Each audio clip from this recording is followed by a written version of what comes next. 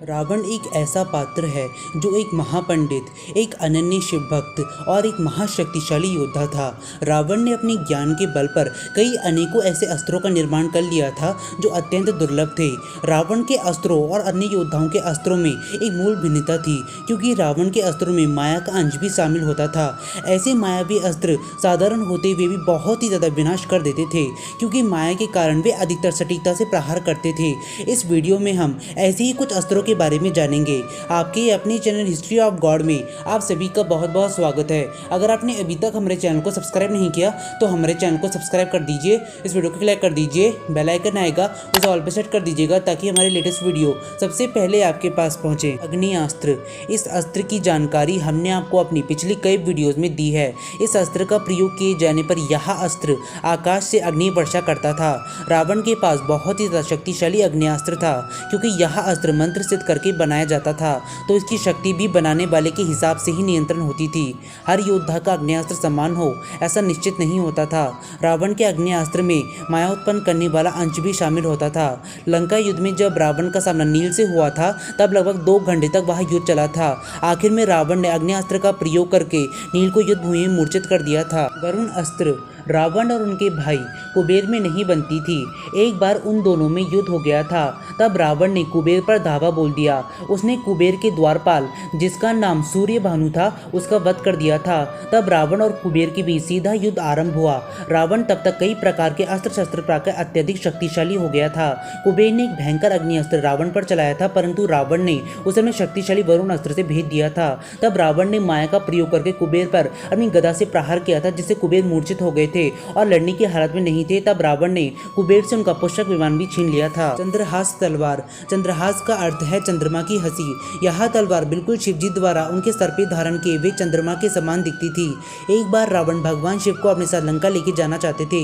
नंदी ने रावण को समझाया कि वो ऐसा ना करे, परंतु रावण ने नंदी की बात नहीं मानी और कैलाश पर्वत को उठाने की चेष्टा की। रावण ने कुछ हद तक कैलाश पर्वत को उठा भी लिया था, परंतु तभी भगवान शिव ने अपने अंगूठे से कैलाश पर्वत को पुनः वहीं पे स्थापित कर दिया था। परंतु रावण ने तब भी हार नहीं मानी और शिवजी की उपासना शुरू कर दी और शिव तांडव स्तोत्र की रचना की, जिससे प्रसन्न होकर भगवान शिव ने चंद्रहास तलवार रावण को उपहार में दी और सावधान किया कि अगर उसने इसका अनुचित प्रयोग किया तब यह तलवार पुनः मेरे पास वापस आ जाएगी। ब्रह्मास्त्र।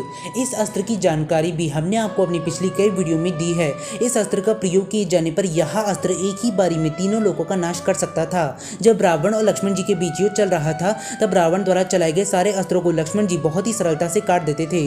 तब रावण ने माया का प्रयोग करके ब्रह्मास्त्र के वास्तविक रूप को बिना प्रकट किए उसका प्रहार लक्ष्मण जी पे किया था। वह अस्त्र सीधा लक्ष्मण जी की छाती पे लग गया था, जिसे लक्ष्मण जी मूर्छित होकर भूमि पर गिर गए थे। शक्ति बाण। यह बाण अलग अलग शक्तियों से मिलकर बनता था। जब रावण ने विभीषण को श्री राम के साथ देखा था तब रावण बहुत ज्यादा क्रोधित हो गया था। तब रावण ने विभीषण के ऊपर शक्ति बाण का प्रयोग किया था, परंतु लक्ष्मण जी ने उसे बीच में ही काट दिया था। तब रावण ने फिर से माया का प्रयोग करके दूसरा शक्ति बाण, जो अत्यंत गतिमान था, उसका प्रयोग लक्ष्मण जी पे किया था। लक्ष्मण जी पे उसका प्रहार होने की वजह से लक्ष्मण जी एक बार पुनः उससे मूर्छित होकर भूमि पर गिर गए थे। तमस अस्त्र। श्री राम के अस्त्रों से जब रावण मूर्छित हो गए थे तब रावण का सारथी उन्हें युद्ध क्षेत्र से बाहर ले गया था। रावण जब पुनः युद्ध में आए तब वे अत्यंत क्रोधित थे।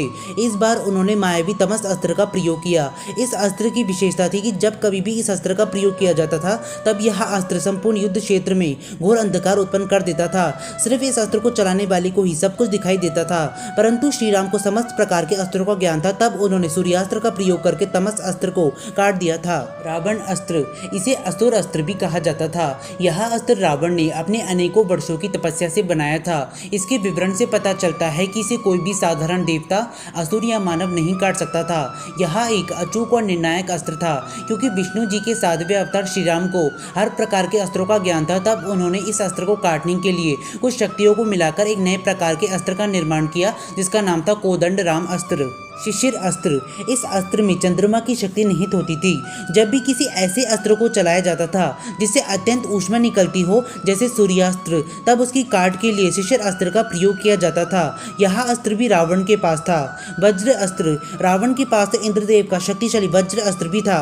इस अस्त्र का प्रयोग किए जाने पर इस अस्त्र से इतनी ऊर्जा निकलती थी जो लाखों प्राणियों को क्षण भर में नष्ट कर सकती थी। नागपाश। इस अस्त्र का प्रयोग करके मेघनाथ ने भगवान श्री राम और लक्ष्मण जी को बंधन में बांध दिया था और यह अस्त्र रावण के पास भी था, परंतु रावण ने इस अस्त्र का प्रयोग नहीं किया था क्योंकि रावण जानता था कि अब श्री राम के पास इस अस्त्र की काट है। इसी अस्त्र से मिलता जुलता एक और अस्त्र जिसका नाम नागास्त्र था, वह अस्त्र भी रावण के पास था, तेज प्रभा अस्त्र।